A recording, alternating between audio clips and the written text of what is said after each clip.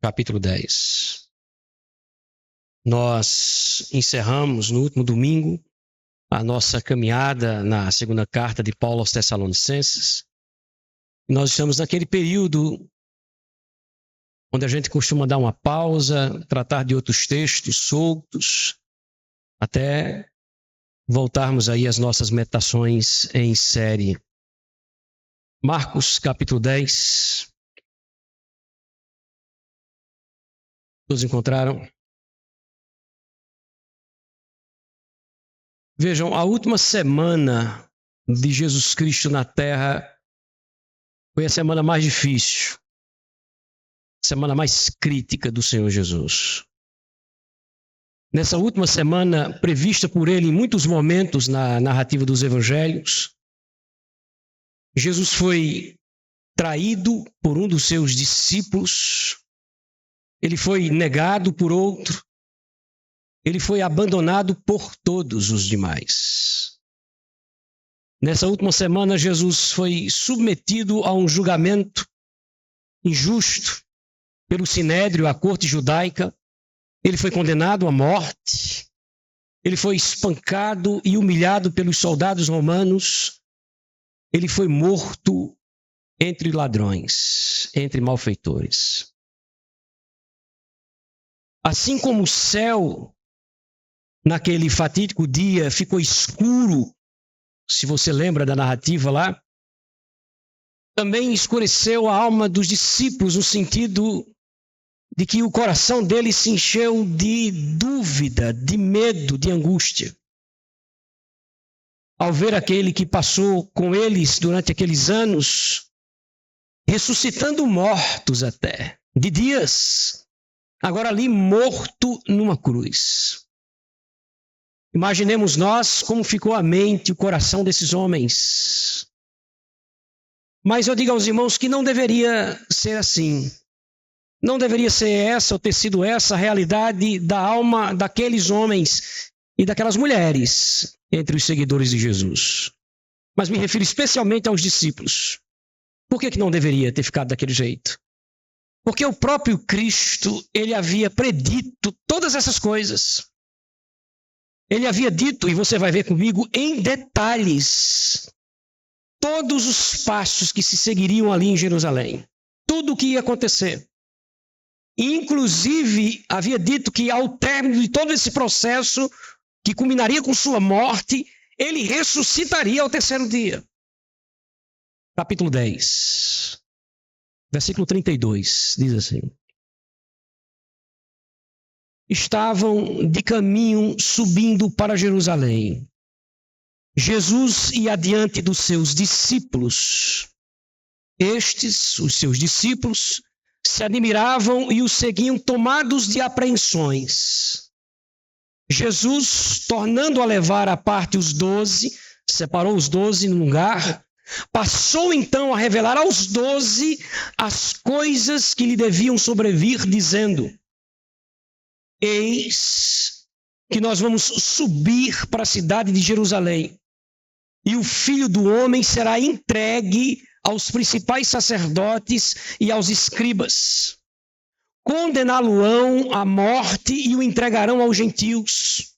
Estes gentios hão de escarnecê-lo, cuspir nele, açoitá-lo e matá-lo. Mas, depois de 3 dias, ele ressuscitará. Eles sabiam, irmãos. Eles sabiam. Mesmo sabendo, e veja a riqueza de detalhes. Ao entrar em Jerusalém, eles puderam perceber que tudo aquilo que Jesus havia dito estava se cumprindo. Mesmo assim, o coração dos discípulos se encheu de intenso pavor, de dúvida, de medo, de incredulidade. Por que isso? Porque nós somos assim. Nos momentos de crise, nos momentos de angústia, nos momentos de medo, quase que invariavelmente, nós esquecemos das promessas do Senhor.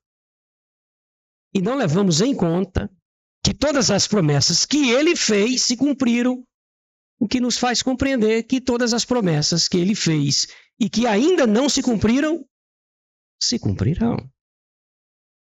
Essa que Jesus fez aqui, nós vamos ver no texto de hoje, e se cumpriu à risca. Capítulo 16.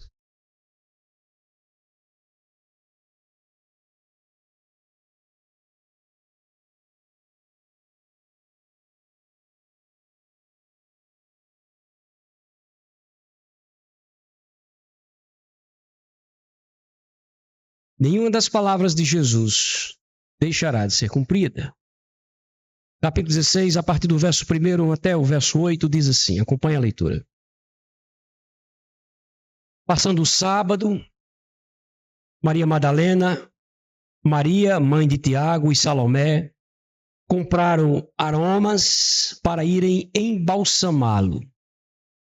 Muito cedo, no primeiro dia da semana, ao despontar o sol, foram ao túmulo, diziam umas às outras, quem nos removerá a pedra de entrada do túmulo?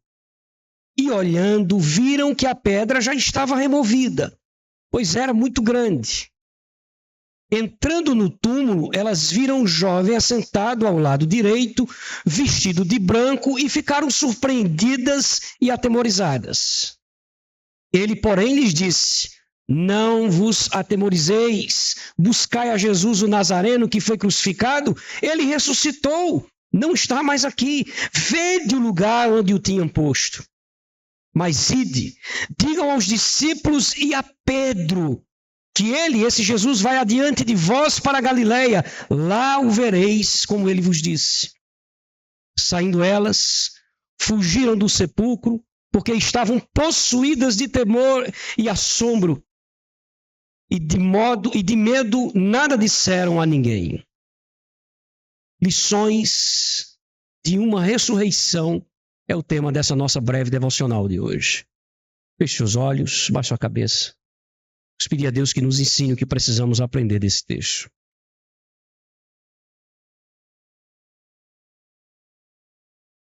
Bondoso Deus, acalma nosso coração e nos faz ouvir a Tua voz, a falar conosco o que precisamos ouvir. Santo Espírito de Deus, abre os nossos olhos para a Tua verdade, nos faz entender o privilégio no qual estamos sendo colocados nesse instante. E temos em nossas mãos a Tua palavra e o auxílio do Senhor para compreendê-la. Ajuda-nos, ó Deus, a devotar toda a nossa atenção às Tuas orientações, em nome de Jesus. Amém. Eu quero destacar com vocês 3 lições que nós conseguimos observar desse texto. Contudo, eu não tenho aqui a ideia de que estou tirando do texto, obviamente, todas as lições. Eu não tenho essa pretensão. Mas, meditando no texto, eu percebi e quero trazê-los 3 lições desse texto. A primeira delas diz respeito, o primeiro destaque diz respeito ao amor dos discípulos de Jesus por ele, que fica muito claro aqui para mim nesse texto. Veja só, essas 3 mulheres que foram citadas no início do capítulo 16, elas, uma vez tendo conhecido a Cristo e reconhecido que aquele Jesus de Nazaré de fato era o Messias, o Cristo tão esperado pelos judeus, uma vez que elas perceberam isso, em nenhum momento mais da caminhada delas com Jesus, elas o abandonaram. Nenhum momento mais. Elas acompanharam Jesus, e vai ficar muito claro isso para nós no texto, do começo ao fim da sua vida aqui. Até no momento mais crítico, que foi o momento da crucificação e da morte, aquelas mulheres estavam ali. Veja o que é que diz, versículo 40 e versículo 41 do capítulo anterior, que nos fala sobre a morte e a crucificação de Jesus. Verso 40 e 41 diz assim: estavam também ali algumas mulheres observando de longe, entre elas Maria Madalena, Maria, mãe de Tiago, o menor, de José e Salomé, as quais, essas mulheres, quando Jesus estava lá na Galileia, o acompanhavam e serviam. Todo o tempo essas mulheres estavam ali próximas do Senhor e dos discípulos, não apenas acompanhando-os, mas também servindo-os o tempo todo. Outro destaque é um homem chamado José de Arimateia. Esse membro do Sinédrio, da corte judaica, que julgou Jesus e que certamente foi contra esse julgamento injusto. José de Arimateia havia se tornado um seguidor do Senhor Jesus Cristo. Ele vai até Pilatos e pede o corpo de Jesus para que pudesse ser sepultado. Verso 42 do capítulo 15 diz assim: ao cair da tarde, por ser o dia da preparação, isto é, a véspera do sábado, vindo José de Arimateia, ilustre membro do Sinédrio, da corte dos judeus, que também esperava o reino de Deus, dirigiu-se, detalhe para essa palavra, resolutamente, ou como diz algumas traduções, corajosamente, ele se dirigiu a Pilatos e pediu o corpo de quem? O corpo de Jesus. João, no Evangelho de João, vai dizer que junto com ele estava Nicodemos, lembra dele? Outro membro importante também do Sinédrio. Foram até Pilatos para pedir o corpo de Jesus. As mulheres acompanharam todo esse processo. Olha o que diz o verso 46 do capítulo 15 e 47. Este, referindo-se a José de Arimateia, baixando o corpo da cruz, o corpo de Jesus da cruz, envolveu em um lençol que comprara e o depositou em um túmulo que tinha sido aberto numa rocha. Depois ele rolou uma pedra para a entrada do túmulo. Ora, Maria Madalena, Maria, mãe de José, observavam onde ele foi posto. Veja, como um ato de extremo amor, de consideração, de dedicação, no outro dia pela manhã, no domingo pela manhã, essas três mulheres, elas saíram de suas casas e se dirigiram ao túmulo de Jesus para perfumá-lo. Elas saíram com suas especiarias para isso, que era um costume. Era um costume. Eles não tinham costume, como os egípcios, de envolver o corpo, mas eles perfumavam o corpo como um ato de amor e consideração pelo morto, para evitar o mau cheiro da decomposição. Elas fizeram isso. Olha o que é que nos diz o texto aí, nos 2 primeiros versos do capítulo 16 que nós lemos. Passando o sábado, Maria Madalena, Maria, mãe de Tiago e Salomé, compraram aromas para irem embalsamá-lo. E muito cedo, no primeiro dia da semana, ao despontar do sol, foram ao túmulo. João, no evangelho dele, trazendo esse relato, ele diz que ainda estava escuro quando essas mulheres saíram de casa. O que é que isso fala conosco, irmãos? 3 mulheres, sozinhas, ainda no escuro, se dirigindo ao túmulo de um homem que havia sido condenado, julgado, condenado e morto como um traidor do seu povo, como um malfeitor para os romanos. Essas mulheres, sem sombra de dúvida, estavam arriscando a própria vida para fazer isso. Não apenas elas. José de Arimateia, ele arriscou o seu prestígio, ele arriscou o seu cargo como membro do Sinédrio e ele arriscou a própria vida junto com Nicodemos para pedir o corpo de Jesus. Você viu que eu pedi para que você percebesse no versículo 43 do capítulo 15 a palavra resolutamente. Ele se dirigiu corajosamente a Pilatos. Por que isso? Quando você faz a leitura desse texto no Evangelho de João, João vai dizer que Nicodemos e José de Arimateia, esses 2 grandes homens, eles fizeram isso em sigilo, escondidos dos judeus, porque eles tinham o quê? Medo da reação do seu povo. Eles podiam ter sido mortos por isso, e não apenas tirados dos seus cargos. Esses homens arriscaram prestígio, o cargo que ocupavam e a própria vida para fazer o que fizeram. Aí vem a pergunta, e não quer calar. Por que pessoas tão simples como essas mulheres se arriscaram a tal ponto para embalsamar o corpo de Jesus?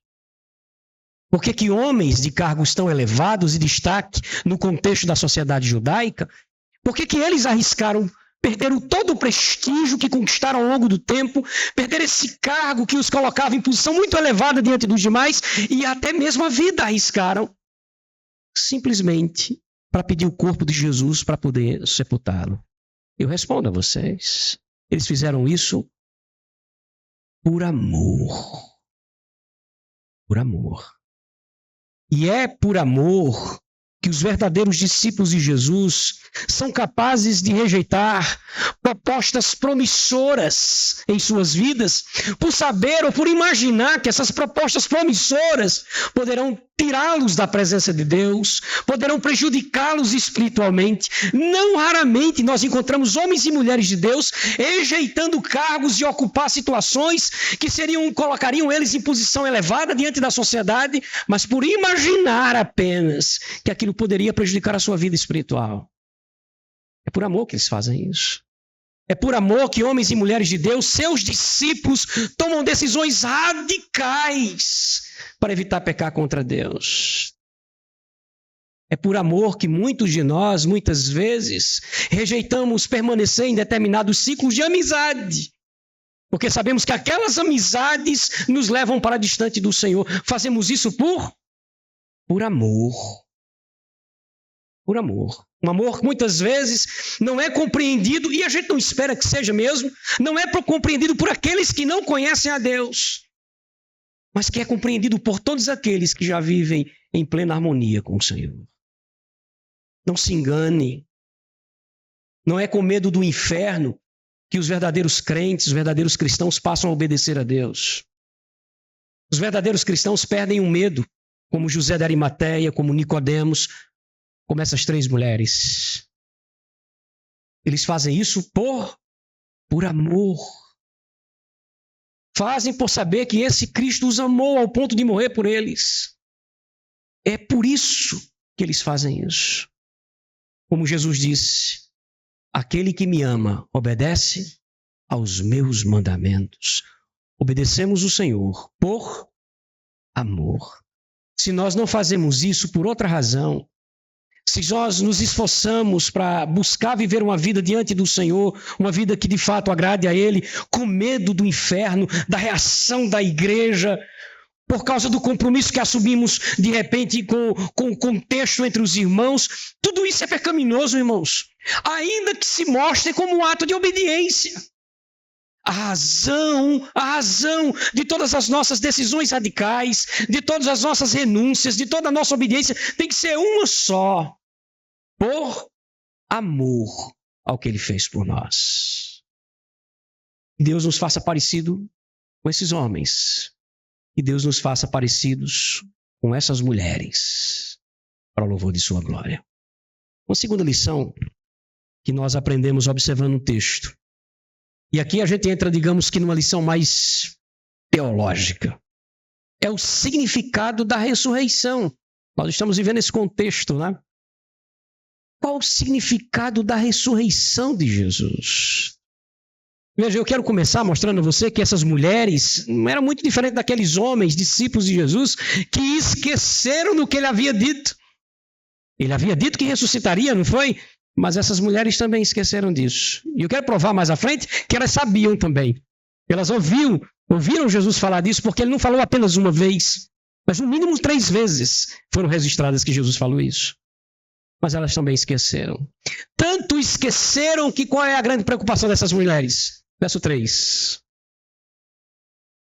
Diziam umas às outras: quem nos moverá a pedra da entrada do túmulo? Olha a preocupação. Mas Jesus não havia dito que ressuscitaria.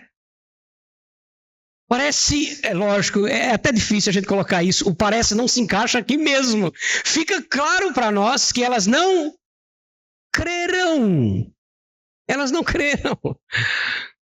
Ou no mínimo, para ser assim muito generoso com as nossas queridas irmãs, elas esqueceram do que Jesus havia dito.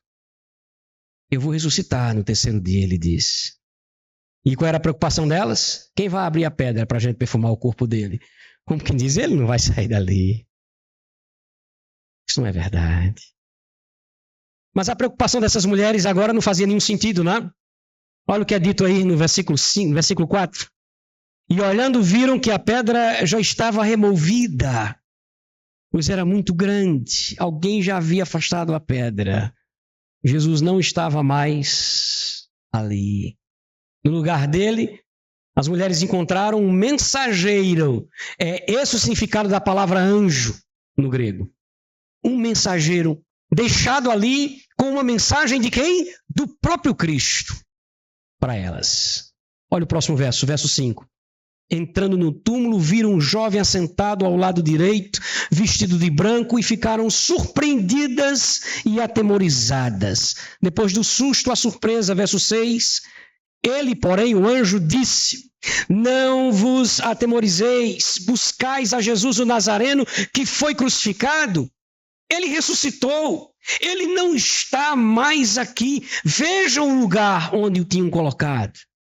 Um que disse: olha, procurem. Ele não está mais aqui. No Evangelho de Lucas, como eu os havia prometido, no Evangelho de Lucas, ele vai dizer que o anjo, nessa ocasião, inclusive, lembrou aquelas mulheres que Jesus já havia falado a esse respeito a elas. Só escute o que é dito em Lucas 24, versos 6 a 8. É dito o seguinte, preste atenção. Ele não está aqui, disse o anjo, mas ressuscitou. Lembrai-vos de como ele vos preveniu. Lembrem-se, isso é ele falando para as mulheres, de como ele havia dito a vocês, estando ainda na Galileia. Quando Jesus disse, isso é o anjo falando, Jesus havia dito a vocês: importa que o Filho do Homem seja entregue nas mãos dos pecadores, seja crucificado, mas ressuscite ao terceiro dia. Verso 8. Então as mulheres se lembraram de suas palavras.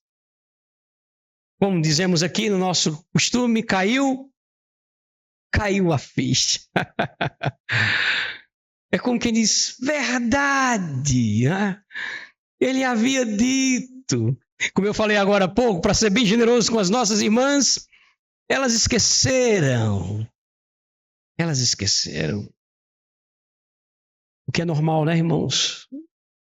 É normal a gente esquecer. É normal a gente esquecer. Não raramente, quando estamos conversando com as pessoas, contando a elas os nossos dilemas pessoais, conversando com os irmãos em Cristo, aí o irmão em Cristo começa a dizer: olha, você tem que lembrar que o Senhor diz em sua palavra assim, assim, assim. A gente escuta aquilo que está sendo dito. É verdade, eu já sei dessas coisas. Mas é necessário lembrá-las. Aí o coração se enche de novo de esperança e de alegria, porque isso acontece com todos nós. Quando a gente olha para o Antigo Testamento, a gente percebe que esse era um hábito divino. Deus fazia muito isso com o seu povo, contando apenas uma dessas ocasiões. Eles atravessaram o Rio Jordão sob o comando de Josué para entrar na terra que havia sido prometida a eles, restituída a eles. E na ocasião, quando assim o fizeram, Deus deu uma ordem a Josué de que colocasse 12 tribos, 12 pedras, aliás, cada pedra representando uma tribo, e fizesse uma espécie de monumento, vamos chamar assim. Para que aquilo? Ao leito do rio. Para que todas as vezes que por ali eles passassem novamente, provavelmente ali junto com sua prole, com seus filhos, eles pudessem lembrar. Olha o que Deus fez por nós. Porque quando a gente lembra das coisas que Deus fez por nós e conosco no passado, o nosso coração se enche novamente de esperança, de alegria, de expectativas positivas. Quero trazer à memória aquilo que me traz esperança. Aí você salta do contexto verotestamentário e vem para o Novo Testamento e senta na sala onde Jesus estava planejando a ceia. E ali naquele momento em que Jesus está distribuindo os pães e dizendo aos discípulos: olha, meu corpo será partido por vocês, percebam o recado que está por trás disso, eu vou morrer por vocês, vejam o significado e a importância de vocês para Deus. Tudo isso é dito nas palavras de Jesus. Mas vocês precisam perpetuar esse gesto em memória, para não esquecer, em outras palavras, em memória de mim.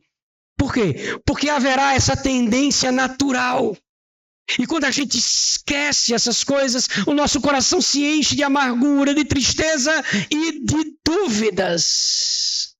Quem vai tirar a pedra? Quem vai tirar a pedra? Elas esqueceram, irmãos. Eu abro um parênteses não planejado para lembrá-los que essa é a razão da vida devocional. Por que a gente precisa ter uma vida devocional constante? Todos os dias, aquele contato com o Senhor, para não esquecer. Que Deus nos ajude, né? Quanto a essas questões. Mas veja, meus queridos, como eu vos disse, o enunciado do ponto, qual o significado da ressurreição? O que significa essa ressurreição de Cristo, não apenas para essas amadas irmãs, mas para nós? Veja, se Cristo não tivesse ressuscitado, a nossa fé em Cristo, a nossa busca em viver a santidade, a pregação do Evangelho, a vivência do Evangelho, tudo isso seria em vão. Inútil estarmos aqui ao invés de estarmos em qualquer outro lugar, desfrutando das nossas vidas em outros contextos, tudo isso seria vazio para nós, inútil para nós.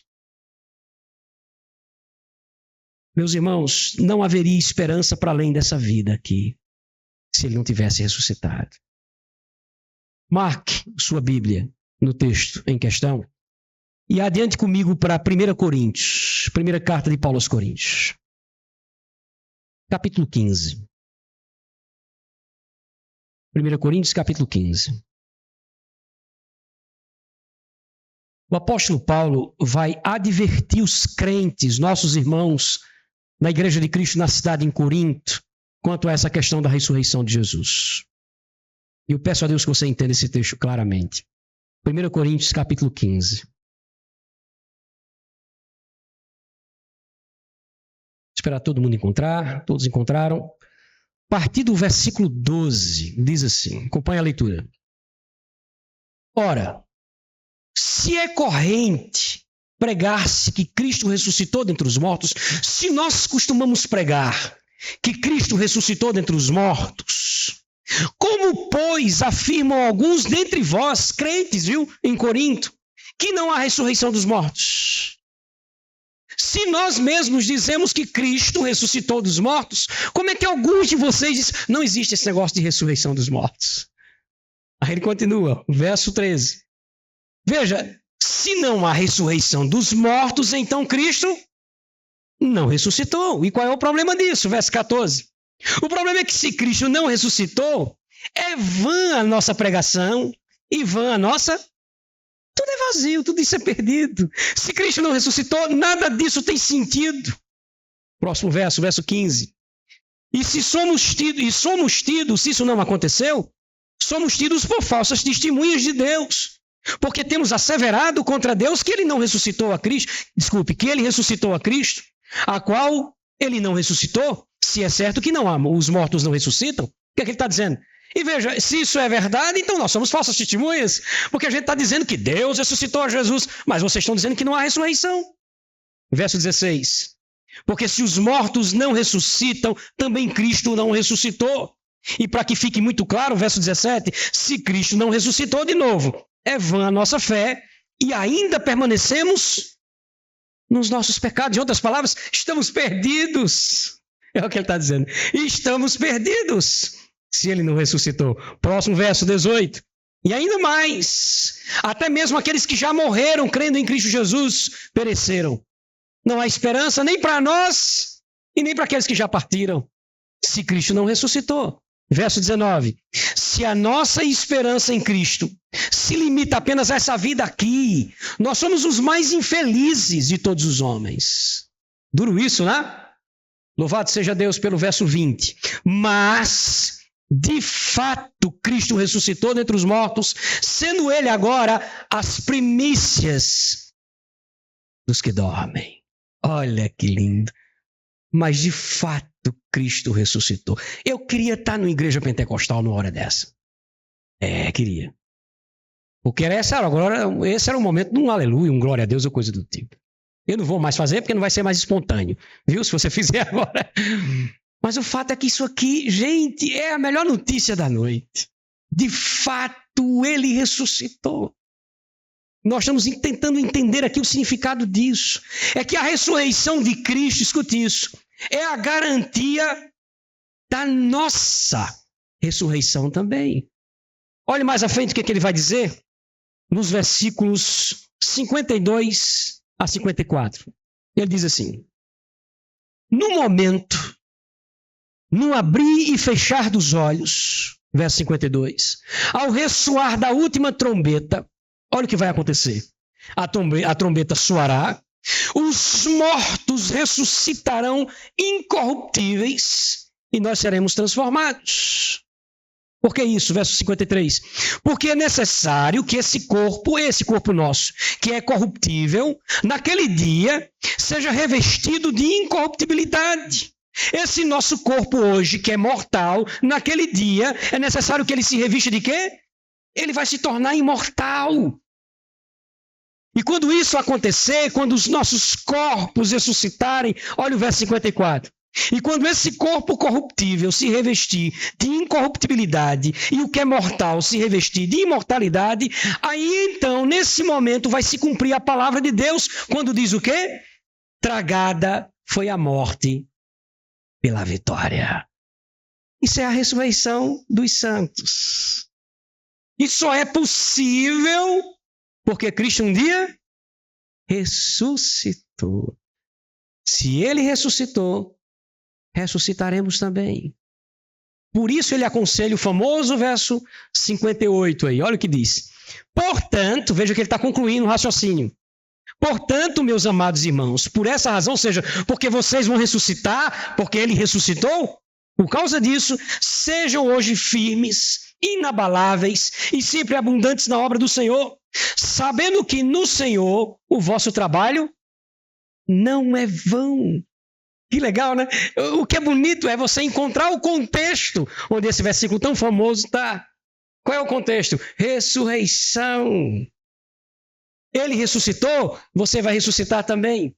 Por isso é que você entende que o seu trabalho, a sua fé, sua pregação no Evangelho, sua busca por santidade, nada disso é vão. Porque se ele não tivesse ressuscitado, lembra como ele começou? Se ele não tivesse ressuscitado, tudo isso era vazio. Como ele ressuscitou e você também vai ressuscitar, seja firme, seja constante no Evangelho, seja constante em sua busca por santificação. Você vai ver no final, quando você ressuscitar, você vai olhar e dizer assim, não foi em vão tudo isso, não foi em vão. A pedra removida, meus irmãos, no túmulo de Cristo lá, significa muito mais do que a gente imagina. Aquela pedra removida no túmulo de Cristo tem uma lição muito superior ao que às vezes a gente, por ignorância, despreza a compreensão disso. Um dia, escute isso, um dia, os túmulos de todos os verdadeiros cristãos também estarão vazios. E mais uma vez eu digo, eu queria estar na igreja pentecostal.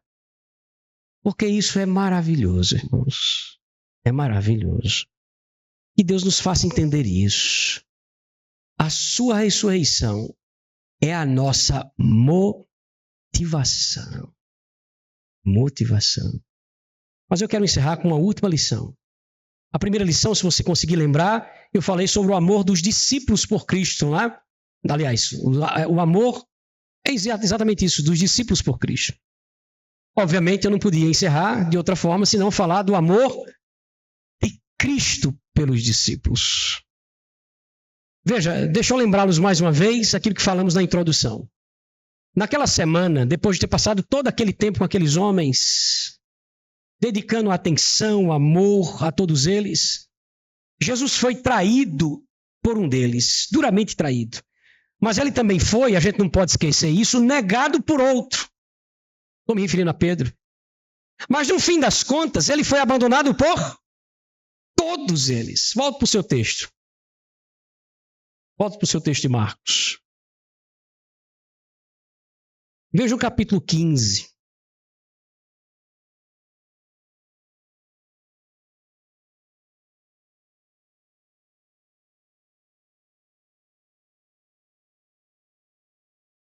Capítulo 15, ele está falando sobre Jesus sendo entregue aos soldados a partir do verso 16. E aí ele adianta o texto, eu estou tentando ganhar tempo para encontrar o versículo, viu? E não estava aqui no meu script isso. Estava na minha cabeça, mas não no meu script. Mas o texto vai deixar claro para nós, e se alguém conseguir encontrá-lo, quebra a formalidade, me diz aí mesmo, que ele foi abandonado por todos eles fugiram da cena ou do cenário. É o mesmo texto onde fala sobre... Achei, louvado seja Deus. Capítulo 14. Capítulo 14. Veja, Jesus é preso no capítulo 14 a partir do versículo 43, percebe? No título que é dado. No finalzinho da perícope, no verso 50, só para resumir o texto, para não ler todo, diz que todos fugiram. Você percebe isso? Todos fugiram. Verso 50, inclusive, é só isso. Então, deixando, todos fugiram. Todos os discípulos que disseram, Senhor, a gente vai para onde o Senhor for e vamos estar com o Senhor até o fim. Todos fugiram. E aqui, deixa eu abrir um parênteses. Hoje é a noite dos parênteses, né? Dos detalhes que a gente não colocou aqui, mas para lembrá-los que o Evangelho de Marcos, ele foi escrito por Marcos, mas narrado por Pedro. Pedro é quem falou para Marcos, João Marcos aqui, aquilo que de fato aconteceu, e Marcos foi o que registrou o texto. Nesse momento onde Pedro diz a Marcos, olha Marcos, quando prenderam Jesus, quando eles chegaram, que pegaram realmente o Senhor, todos nós fugimos. Relato corajoso, né? Relato corajoso. Para se dizer, escreve aí, olha, todos nós fugimos. O que eu acho lindo é imaginar que esse texto 51 e 52, que foi colocado, espremido aí por Marcos, tenha esse contexto. Porque é o que diz o verso 51. Seguiu-lhe um jovem, coberto unicamente com um lençol, e lançaram-lhe a mão. Mas ele, largando o lençol, fugiu desnudo. Isso tem a ver com o texto que foi inserido assim, sem identificar quem é a pessoa. Meus irmãos, é Marcos. É Marcos. Marcos era o dono da casa onde a ceia foi realizada. E onde, posteriormente, acontecerá o Pentecoste entre os apóstolos ali, os discípulos. Ele era um jovem rico, de posses, seguidor de Jesus. Naquela noite em que Jesus ele participou da ceia com seus discípulos, ao saírem da casa de Marcos, eles subiram para o Getsêmani, subiram para um monte onde eles costumavam orar. Pouco tempo depois, bateram na porta da casa de João Marcos. Era Judas, juntamente com os soldados romanos e toda aquela turba que acompanhava Judas, procurando por Jesus. Porque foi ali o endereço. Lembra que Judas saiu da casa de Marcos para entregar Jesus. E aí ele volta com eles. É aqui o lugar onde se reúnem. Já era tarde da noite, por isso o lençol de linho fino, porque ele era rico, ele faz questão de deixar os detalhes. E é como se ele saísse e dissesse, eles não estão mais aqui. E é como se, e aqui eu só estou dizendo que é como se, não vá dizer por aí que eu estou dizendo isso como afirmação. Se você disser, diga que foi o Will que falou e não eu. Não é? Mas é como se nesse momento Marcos dissesse assim, olha, Judas dissesse, eu sei onde eles estão. Não está aqui, mas eu sei para onde é que eles vão sempre orar. E aí eles sobem para o Getsêmani. Marcos vai atrás, enrolado no lençol, do jeito que estava, e acompanha de longe.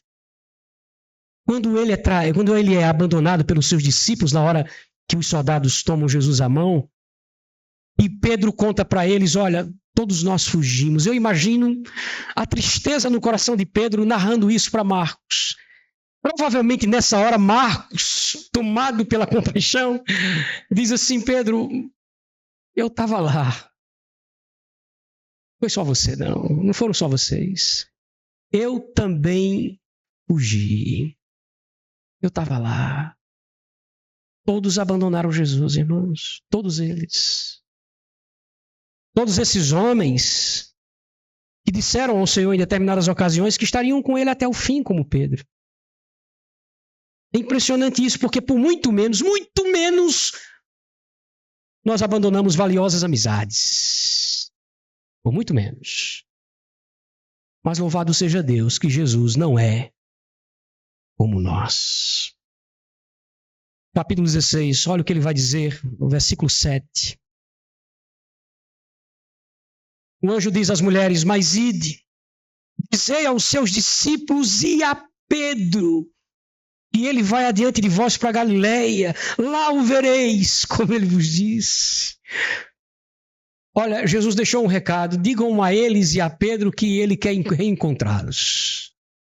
Ele quer reencontrá-los. E aqui uma pergunta: por que Pedro aqui em destaque? Algumas traduções maravilhosamente colocam incluindo Pedro. Por que isso?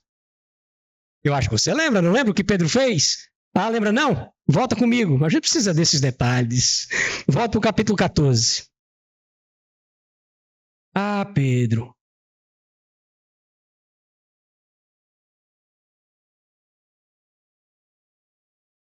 Capítulo 14, a partir do verso 60, diz assim: levantando-se o sumo sacerdote no meio, perguntou a Jesus: nada respondes que esses depõem contra ti? Você não vai responder nada contra esses depoimentos que fazem contra você? Verso 61. Jesus, porém, guardou silêncio e nada respondeu. Tornou então a interrogá-lo o sumo sacerdote e disse: és tu o Cristo, o Filho do Deus bendito? Jesus respondeu: eu sou. Eu sou e mais. Vereis o Filho do Homem assentado à direita do Deus Todo-Poderoso, vindo com as nuvens do céu. Verso 63. Então, o sumo sacerdote rasgou as suas vestes e disse: que mais necessidade temos de testemunhas? Vocês ouviram a blasfêmia? O que parece a vocês? Então todos eles julgaram réu de morte. Puseram-se alguns a cuspir nele, a cobrir o seu rosto, a dar-lhe murros e a dizer: profetiza agora! E os guardas o tomaram a bofetadas. É uma cena inimaginável, não é? O coração da gente às vezes se recusa a imaginar. É assustador, e foi assustador para Pedro, que estava ali vendo tudo isso. Por isso, e não por outra razão. Verso 66. Estando Pedro embaixo do pátio, veio uma das criadas do sumo sacerdote e, vendo a Pedro que se esquentava, fixou os olhos nele e disse: tu também estavas com Jesus o Nazareno. Mas ele negou, dizendo: eu não conheço, não compreendo nem o que você diz. E saiu para o alpendre, e o galo cantou a primeira vez. E a criada, vendo mais uma vez, tornou a dizer aos circunstantes: esse é um deles. Mas ele outra vez o negou. E pouco depois os que estavam ali disseram a Pedro: é verdade, você é um deles, porque tu também és Galileu. Ele, porém, começou a praguejar e a jurar, dizendo: eu não conheço esse homem de quem vocês estão falando. E logo o galo cantou pela segunda vez. Nesse momento, Pedro se lembrou das palavras de Jesus, quando ele disse: Pedro, antes que 2 vezes cante o galo, tu me negarás 3 vezes. E Pedro, caindo em si, desatou a chorar. Negou Jesus 3 vezes. 3 vezes.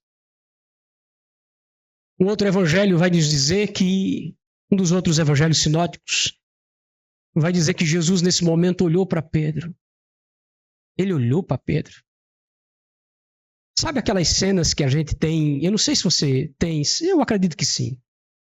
Cenas que eu tenho na memória, de momentos assim, dos quais eu gostaria de deletar. E não consigo. E é claro que minha alma treinada por isso faz questão de não lembrar, né? Mas se eu me esforçar um pouco, fechar os meus olhos, esses momentos me vêm à memória.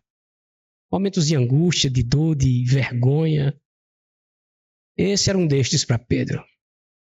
Acho que quando Pedro fechava os seus olhos, ele viu os de Jesus, olhando para ele. Por 3 vezes dizendo: eu nunca o vi. Eu não sei nem do que vocês estão falando. Mesmo assim, irmãos, mesmo assim, volta para o teu texto, capítulo 16. Jesus deixa um recado. E qual é o recado que ele deixa? Vão e digam aos discípulos, e não esqueçam de quem? De Pedro. Por que não esqueçam de Pedro? Por que que ele diz, e digam a Pedro? Alguns comentaristas vão além, e eu estou com eles nessa exegese. Dizer que é possível que Pedro, diante do fato do que ele fez, não apenas ele acuse a si mesmo, mas até mesmo seus amigos. Como quem diz assim, Pedro, não vai não, Pedro, porque isso aqui não é para tu. Tu já fizeste teu papelão. Talvez a própria alma de Pedro, porque a minha certamente o faria, acusava ele dizendo assim, eu acho que ele está falando de vocês e não de mim. Depois do que eu fiz, não faz sentido. Ele faz questão de dizer assim, digam aos discípulos e a Pedro, eu preciso reencontrá-los. Eu preciso reencontrá-los. Jesus nunca abandona aqueles a quem ele escolheu. Nunca. Então entenda, meu irmão, ainda que o mundo despreze, ainda que sua família o ignore, ainda que sua igreja cometa o desleixo de não cuidar de você da maneira mais correta, Cristo nunca o abandonará na caminhada. Nunca. Como ele mesmo disse em João 10, 27 e 28, as minhas ovelhas ouvem a minha voz, eu as conheço, elas me seguem. Eu lhes dou a vida eterna, jamais perecerão, e ninguém as arrebatará da minha mão. E veja, quando ele fala das suas ovelhas, não são muitas dessas ovelhas sábios, grandes, importantes. Quando a gente olha para as ovelhas do Senhor, nós entendemos que não são os melhores homens, os mais leais e constantes, os mais capacitados e corajosos. Mas parece que para ele importa apenas uma coisa: são suas ovelhas. São suas ovelhas. Meus irmãos, são essas ovelhas que aprendem a negar a si mesmo por amor a ele. Como fizeram Zé de Arimateia, Nicodemos e essas 3 mulheres simples. São essas suas ovelhas que podem esperar a ressurreição, porque o seu Senhor ressuscitou. O túmulo de Cristo está vazio e foi o primeiro a encontrar essa realidade, como diz a Escritura Sagrada, pelas palavras de Paulo que a gente viu em Coríntios. Ele é a primícia dos que dormem. O que é que quer dizer com isso? Ele é o primeiro a passar por esse processo de morte e de ressurreição. Vocês vão passar por isso também. São essas ovelhas do Senhor aqui, que são falhas limitadas, mas Ele as ama, ao ponto de dizer que o bom pastor dá a vida pelas suas ovelhas. A vida pelas suas ovelhas. Gosto demais de uma das músicas, belas músicas do Estênio Márcios, quando ele falando e nos comparando a essas ovelhas, diz, ela é fraca e tola, mas Ele a estima. Ele a estima. E é o que importa para ela.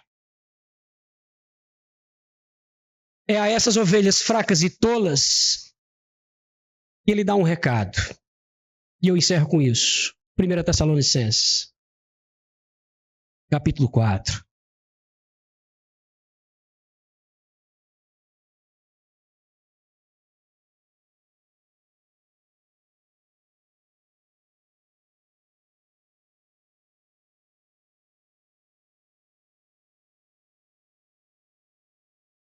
Capítulo 4 de 1 Tessalonicenses, verso 14 diz assim: meus irmãos, se cremos que Jesus morreu e ressuscitou, assim também, do mesmo jeito, esse é o padrão, Deus, mediante Jesus ou na volta dele, trará em sua companhia, adivinha?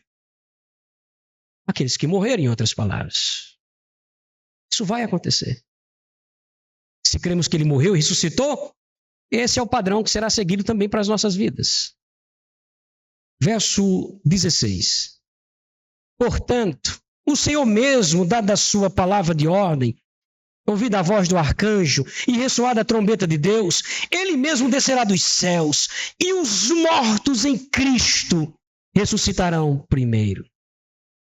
Que beleza! Aí vem a última palavra, verso 18, que eu quero que você leia forte comigo agora. Verso 18. Consolai-vos, pois, uns aos outros com essas palavras. Que palavras? Ele ressuscitou. Se ele ressuscitou, adivinha?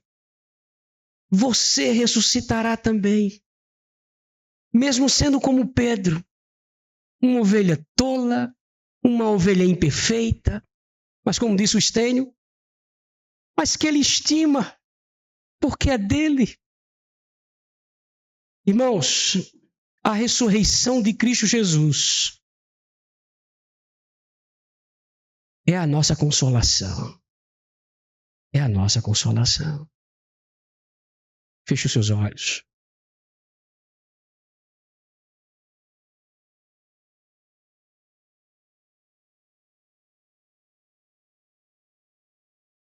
Que o mundo nos despreze. Que os nossos nos ignorem. Que a igreja falha como é, negligencie o seu cuidado conosco. O Senhor nunca vai nos abandonar. E também não abandonemos, não desprezemos as suas orientações. Que o sigamos por amor.